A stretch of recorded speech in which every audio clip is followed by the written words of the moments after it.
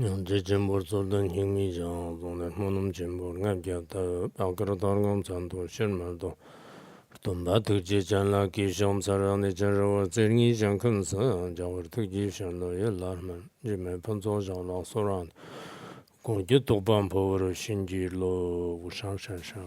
supreme, profound, and sublime Dharma is difficult to encounter in the being eons. Now I see it, hear it, receive it, and kept it. I vow to attain the true meaning of the Tathagata. In order to liberate all sentient beings, let us generate supreme bodhicitta.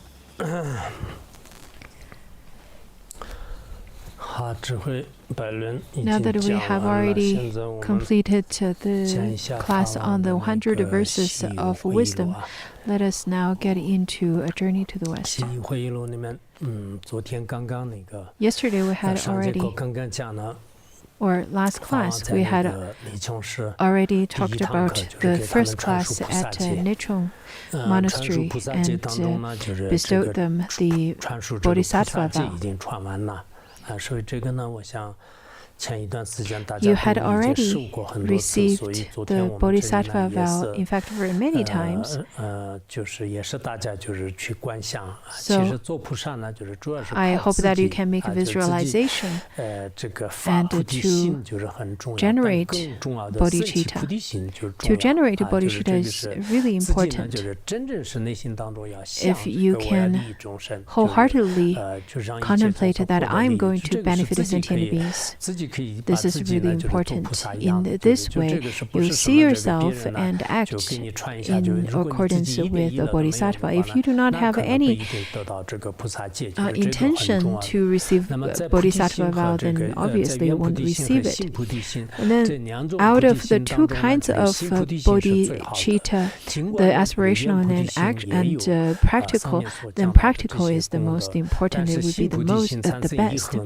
After making the aspirational bodhicitta, even if you haven't made bodhicitta into practice, even if you were to be indolent and have all kinds of neutral acts or singing and dancing and all of those, the merit of virtue will still increase, just like the ocean, or rather the steady stream of the river, increasing every day. The qualities of practical bodhicitta are so vast that even space could not contain it. The benefits of this are inconceivable. Such being the case of these two kinds of bodhicitta, it is more important that we focus on the practical application of our bodhicitta aspiration. Of course, all of you have already made the aspiration of bodhicitta, and now Ponzo Rinpoche pointed to practical bodhicitta. Why does bodhicitta bring about such great merit? To illustrate, just as space is boundless and the number of sentient beings is boundless, the object of bodhicitta is to wish that all countless sentient beings obtain happiness and freedom from all suffering.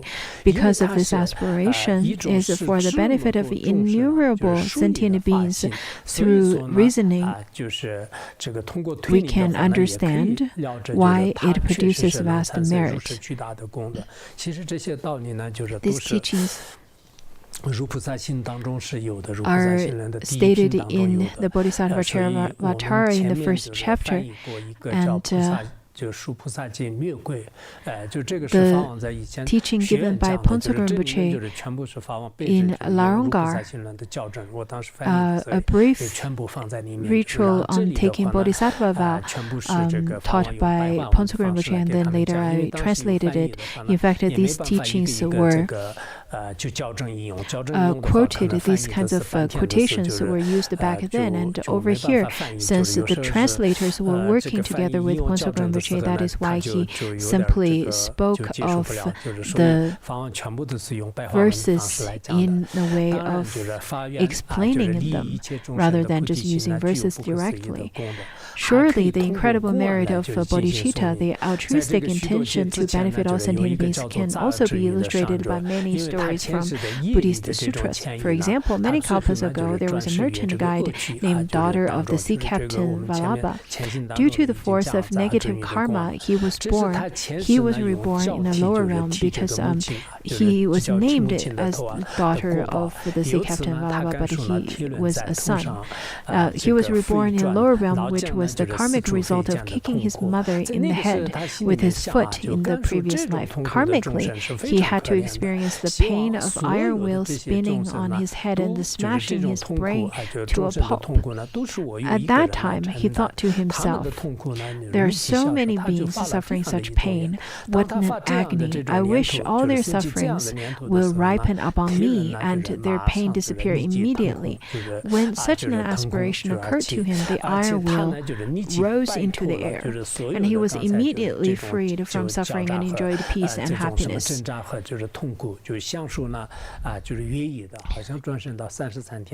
I think he was then reborn in the Trishrimshas heaven right after. This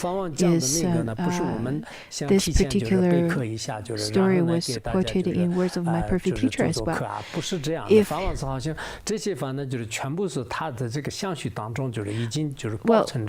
it was to us, it was really difficult for us to remember those kinds of stories and quotations very easily, but Pontsokar Rinpoche seems to be spontaneously remember all of those teachings right away on the spot, and the wisdom just flew out of him.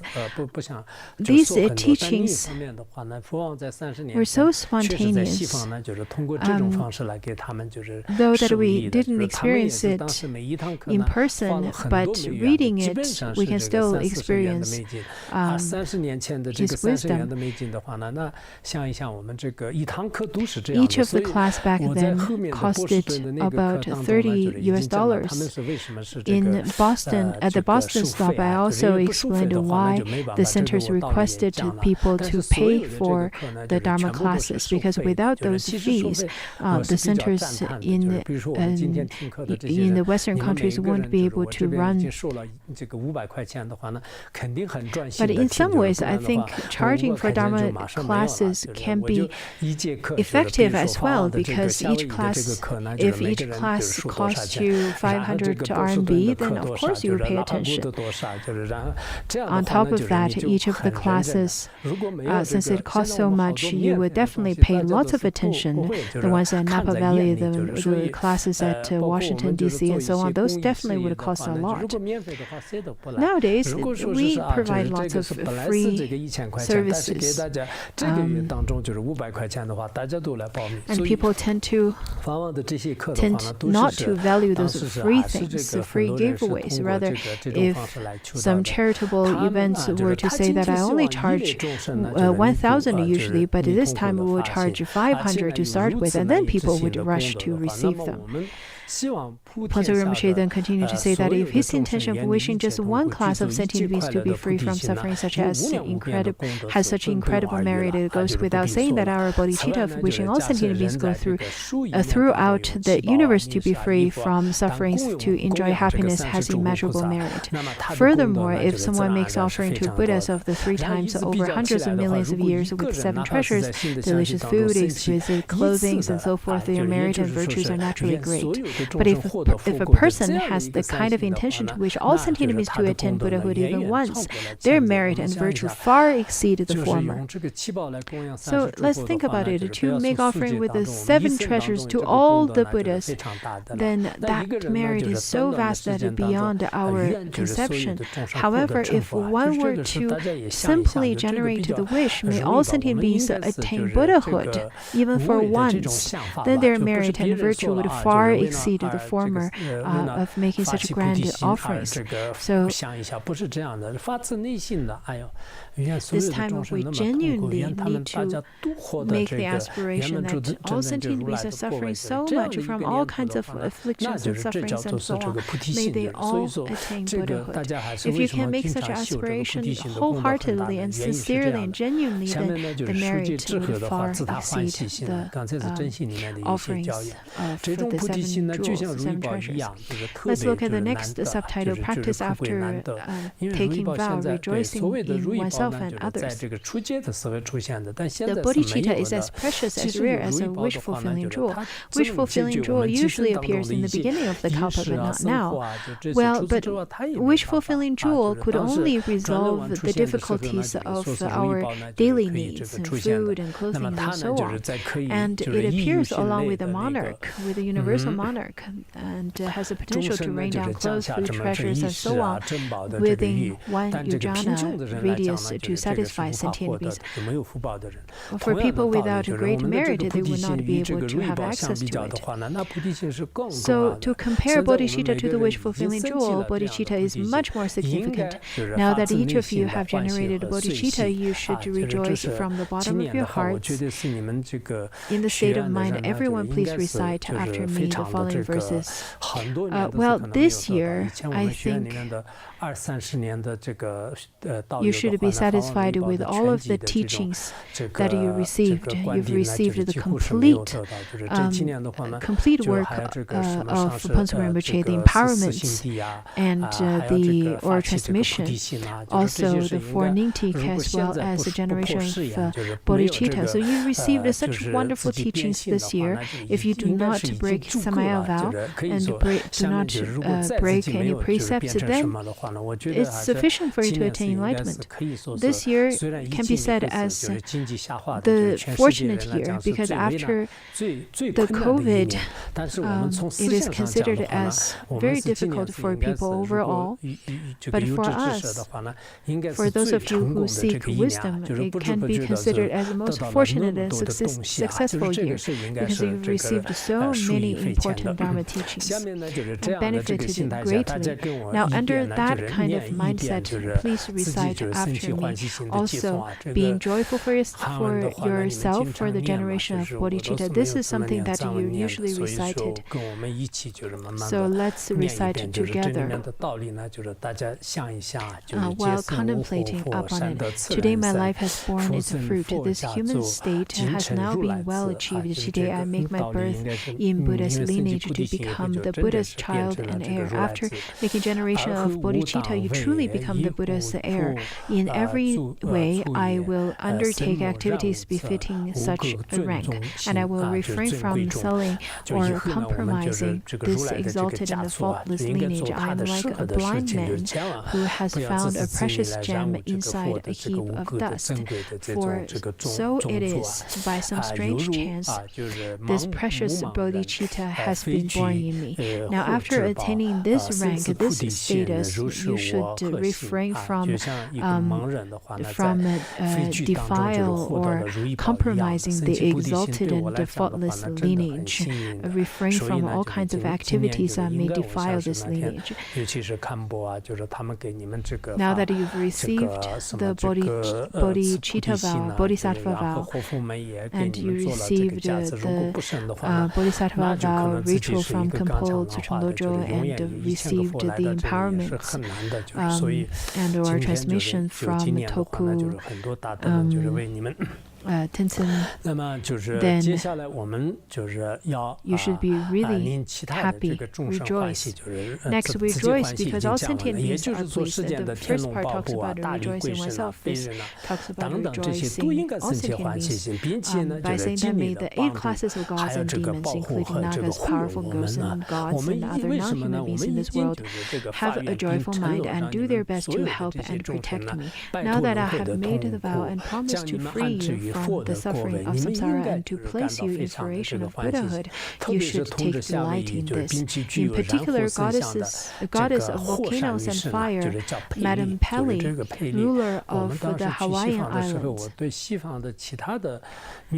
Well, when I went to the West, I didn't have much feelings towards any other females in the West, but to Madame Pele, the goddess of volcanoes and fire, I had rather some feelings, maybe because of my physical body is being very sensitive to these vibes. There are lots of lands and protectors that would show different signs. And I feel that Madame Pelly was a great protector of the land. Afterwards, I really wanted to make offering to her, and really wanted to go to Hawaii and personally make offering to Madame Pelly. I think she is quite interested in Tibetan Buddhism, though being a female, being an ocean goddess or volcano goddess of fire. I will do my utmost to benefit you, and you should do your utmost to dispel obstacles and create favorable conditions for the protection of the Dharma centers. Especially please safeguard those who learn and practice bodhicitta. While thinking in this way, recite after me once again. So today, within the sight of all protectors, I summon beings, calling them to Buddhahood, and until that state is reached, may they reach every earthly joy. May gods and demigods and all the rest rejoice. May bodhicitta, precious and sublime, arise where it has not yet arisen, and where it has arisen, may it never fail, but rather grow and flourish, ever increasing forever. Now this session is complete, so let us dedicate the merit together. Now this is the completion of the first class of Phuntsok Rinpoche, and then he, after his class, he had a Q&A session. Upon hearing this lecture, I felt really happy to have received such precious teaching. As His Holiness bestowed the Bodhisattva vow, he clearly laid out the relevant benefits and the pith instructions and the steps for the entire ritual. This made me recognize that this special liturgy was easy to perform and the best choice to follow if in the future we would take the Bodhisattva vow by ourselves or initiate it to the others. Because this particular ritual and liturgy is rather really simple compared to the long ones that we needed to take. That is why I encourage all of you who needed to bestow the Bodhisattva vow ritual to the others, this would be the best one to do. If you want to make a more extensive ritual to bestow Bodhisattva vow, there is another liturgy I had translated into Chinese language.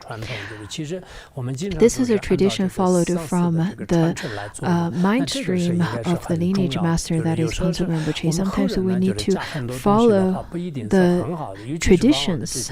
We should follow it as is, and we should not have additional or omissions according to our dualistic thoughts.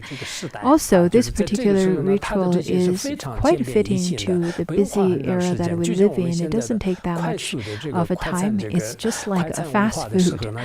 It is a fast food. It's ati fast food. That is why it's really important. Now, after bestowing the ritual, Phuntsok Rinpoche took a short break, and then the audience was eager to raise questions to Khenpo Jigme Phuntsok. The questions asked here were rather quite simple. Initially, I didn't want to put the Q&A here because I thought they were too simple. But then I thought, well, at the very beginning of receiving Dharma teachings in the West, the audience rather had very simple questions. And I thought to keep that true, I'd still include it.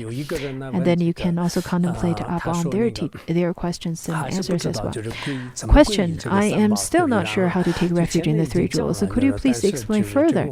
And then Phuntsok Rinpoche said, to take refuge in the three jewels, you should think of the Buddha as the sole unsurpassable guide, the Dharma as the sole unsurpassable sublime path, the Sangha as the sole unsurpassable companion. You should develop such as a resolution for taking refuge. To take resolve in that is taking refuge. This is still very simple and concise fifth instruction. When talking about practical bodhicitta, the second question, you mentioned generosity, discipline, and patience out of the 6 paramitas. What are the other 3? And then this person doesn't know about the 6 paramitas, it seems. Ponso Rinpoche then said that remaining 3 paramitas include diligence, a joyful mind that embraces virtuous activity, meditative concentration, a single-minded meditation without distraction, and transcendental wisdom, a state of directly realizing emptiness. And then someone asked, what is the yana? What is the difference between Sutrayana and the causal vehicle, and Vajrayana, the sacred mantra? This question is a little bit better. And then Ponso Rinpoche asked, yana literally means a vehicle. Through vehicles, sentient beings are sent to the destination. So this process is called a causal vehicle, and the destination to be reached is called a resultant vehicle.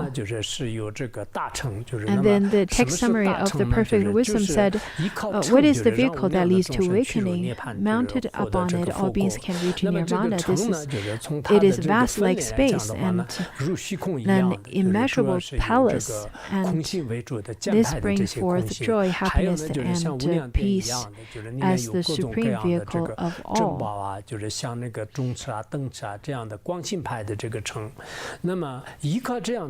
So by relying on those kinds of vehicles, one would be able to have joy, happiness, and peace. This is quoted from the summary of the perfect wisdom. And then the Sutrayana holds the view that an ordinary being can only attain Buddhahood by following the spiritual path, which in their perspective is separated from the fruition.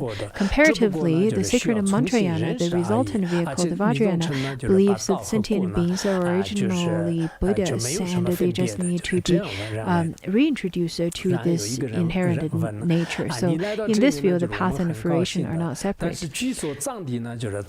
And then there's a question saying that we're so glad you're here. It is said that the land of Tibet has undergone devastating damage.